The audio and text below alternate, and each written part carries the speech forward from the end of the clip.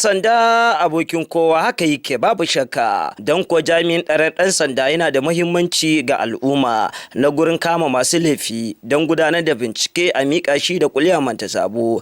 Sai dai so da dama al'umma sukan zargi jami'an tsaron 'yan sanda a ƙasar mu Najeriya da cewa fa ana basu na goro, wanda shi ke sawa akan samu masu aikata laifi da dama a ƙasar mu Najeriya. Hakan yasa su jami'an tsaron 'yan sandan a nan jihar Kaduna suka gudanar da taro na musamman da kuma wayarwa da jami'an tsaron 'yan sanda yanda za a ansa sabon gwamnati da kuma kauce ma wannan zarge-zarge da ake musu.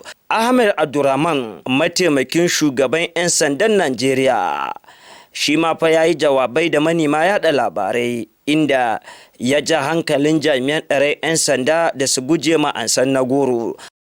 Ba yadda za a yi aikin polis ya yi armashi kuma a samu natija mai kyau ba tare da wato ladabi da biyayya ba.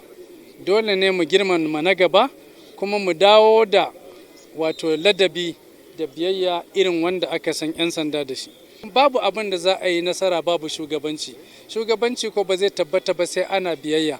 In kai biyayya kai ma za a bi ka. Dole su kau da kai ga ainihin cin hanci da rashawa.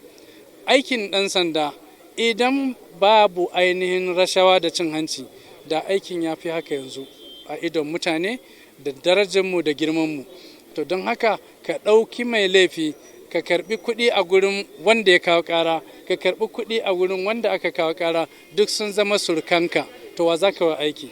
Kaga an ji kunya, kuma shi yasa ba za a ci nasara ba. To na jawo hankalinsu su ji tsoron Allah, a daina karɓen kuɗi, a bari har Allah kawo a gyara mana salari. Muna buƙatan ƙarin albashi, muna buƙatan kayan aiki. Kafin a fita aiki, yara a musu bayani, su san me za su je su yi, a ina za su yi, kuma yaushe za su yi, kuma da yanda za su yi. Shine muke kira briefing. Rashin yin haka, in sun fita kowa sai abin da ya ga dama, shi yasa zaka ga nan da nan a ce barayi ko 'yan fashi sun kashe 'yan sanda, sun kwace musu bindigoginsu. To da fatan dai kiran da aka wa jami'an tsaron 'yan sanda za su yi amfani da shi. Ƙarshen watan kenan, Abubakar Halidu Mafa, DITV, gari ya waye. Gari ya waye dukan duhuna yayewa. Gari ya waye.